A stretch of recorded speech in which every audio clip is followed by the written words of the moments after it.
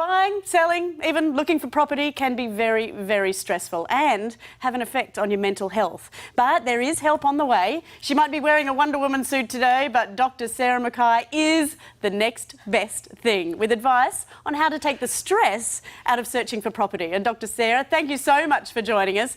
Tell us, thanks for having me. Just how many of us are searching or having stress while we're searching for a property? Yeah, that's a really good question. Allianz Australia has recently done a survey on that, and it turns out just over half of people who are looking to buy or sell houses at the moment the stress is so much it's affecting their mental health and well-being. So what are the sort of factors that are bringing that stress on, Sarah?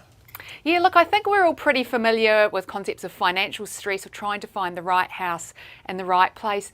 But the whole process really cuts to the core of who we are as humans. We're all really just looking for not just a roof over our heads, but a place to call home. We all really need and want that. And when we don't have that, that really threatens our sort of a sense of safety and security.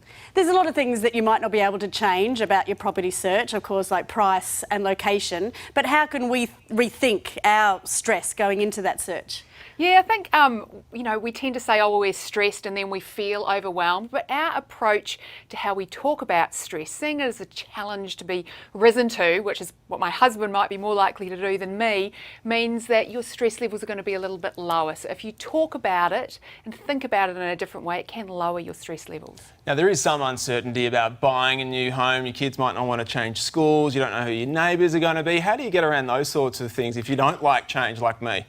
Yeah, look, none of us are very good with the unknown, with what we would call tolerance to uncertainty. So we can all, kind of employ a few little psychological tricks to get ourselves used to the great unknown. I mean, even something as simple as, dare I say it, taking one whole day off checking the real estate listings. Mm-hmm. It is one of those things, it does consume your life when you're on the hunt, and of course every weekend you're out there doing open for inspections and things. Is it important to sort of keep a bit of normality about your life, still keep those catch-ups with family and friends? Yeah, absolutely. I mean, who doesn't love talking about buying and selling houses? And I think, to counteract, that stressful challenge, think about one of our other core human needs, and that is to connect with other people.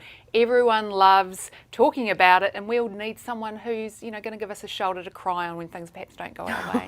Oh, now, practicing gratitude when it might seem out of reach when you've got 12 months into that house hunt, but why do you need to remember the good things in life? Yeah, look, it's just one of the basic tools we should all have in our psychological toolkit. It's very well established that it's one way to improve mental health and well-being, and so it's one of these things that we need to think about employing when we're on that house hunt, not just having your finances and your ducks in a row in terms of location and, number of bedrooms, that kind of thing, but think about having some psychological tools in your toolkit to help you manage that journey in a more healthy way that'll protect your mental health and well-being. Oh, it's so hard to be clinical about it though, because often you've moved in before you've even put in an offer, haven't you? So what can you do if you miss out on your dream home and you see somebody else, get that right price and start moving in? Oh, look, it's happened to us all. It's happened to me. I think we just need to learn to be a little bit kinder to ourselves as well. Give yourself time to grieve. It's okay to, feel a little bit upset about the one that got away, or perhaps the price that you didn't get if you're the one selling your house. Just be kind to yourself and understand that this process can be really long, it can be very stressful, and it can be emotional. Just take care of yourself. Oh, I think that's a good lesson in life for anything, whether you're buying or selling or not. Thank you so much, Dr. Sarah. I'm feeling better already.